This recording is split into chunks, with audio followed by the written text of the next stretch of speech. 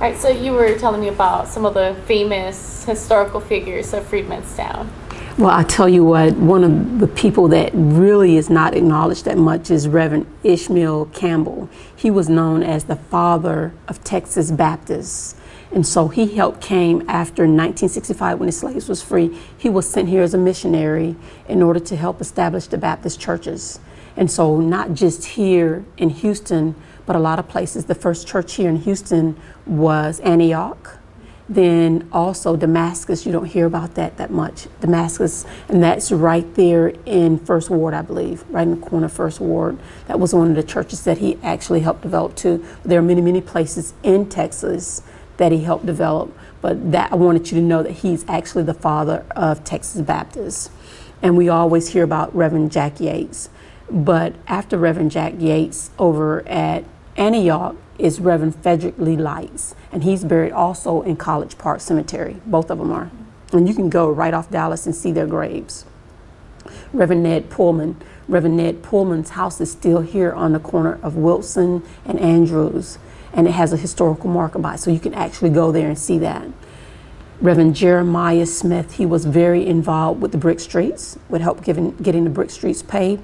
They petitioned the city for 6 years in order to get those streets paved. 6 years, okay? And so he owned 2 properties here in Houston, in Freedmanstown, because actually on one of the petitions, his name, the 1921 petition, his name is on there twice. That's how you know that they own more.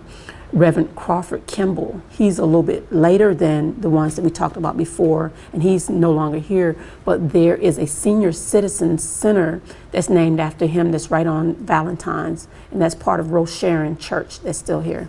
It's right across from that.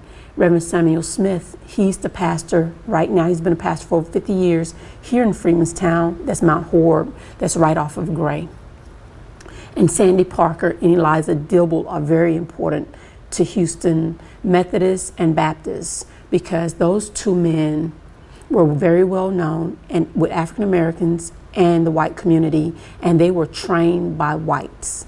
They were not trained by African Americans, they was trained by whites right here in Houston. And Reverend Dibble actually started the Trinity Methodist Church in 1848. That's before slavery even ended. So that's amazing within itself. So you kind of see some of the history. But what I found that was very interesting about Reverend Frederick Lights is that, I don't know if you ever heard of the Houston Red Book. It was published in 1915. It was about the African Americans' progress 50 years after slavery. So he was on the committee that helped wrote that book and track all that documentation information. That's why today we're actually able to see and go back and research some of the people right now.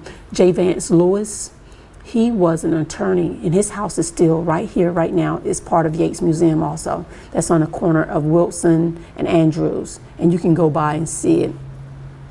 And so what's interesting about that is that his wife, Pauline Lewis, we know what her maiden name is, Pauline Gray Lewis, and she owned property that's right next to that, the homestead. And back during those times, women didn't own property, and they didn't have it in their names, but that's Pauline Gray's house, which is right next to it, and that's how it's listed, Pauline Gray's house, and that's part of the Yates Museum also. So what is the significance of museums and other type of historical places? My personal opinion about museums is that they preserve history that we never even think about. And it can be 100 years later, I can go in and learn about someone that came before me. And like, if you don't write yourself in your story, someone else will write you out. But sometimes museums and preservation help preserve your story and you don't even know about it. And many, many years later, you live again. Just like now we're talking about these people, this gives them the opportunity to live again and to remain living as we teach our kids and through society. Interesting thing about J. Vance Lewis is that in 1908, he wrote a book called Out of the Ditch. He wrote about his own experience. So now I can go back and learn about his experience as coming through slavery and becoming a lawyer which is very interesting. Not only that, so did Ishmael Campbell. He wrote a book also in the 1800s about his life as a slave. And so we can learn about his life as a slave and what he went through. Most people will say that if you was a light-skinned slave and your father was the master, that you didn't work in the fields. His story tells and paints a total different story. He was what they call a mulatto, half white, half black. He worked in many cotton fields, and he had to escape slavery. So that's not always true what people pass down as folklore. Some of it may be true, but it's not always true. And we can go back and look and experience those people's stories. And my books allow us to experience the world through someone else's eyes as told by them. So museums are very important. Preservation is very important to tell the history of those people, because if we don't learn from history, we're destined to repeat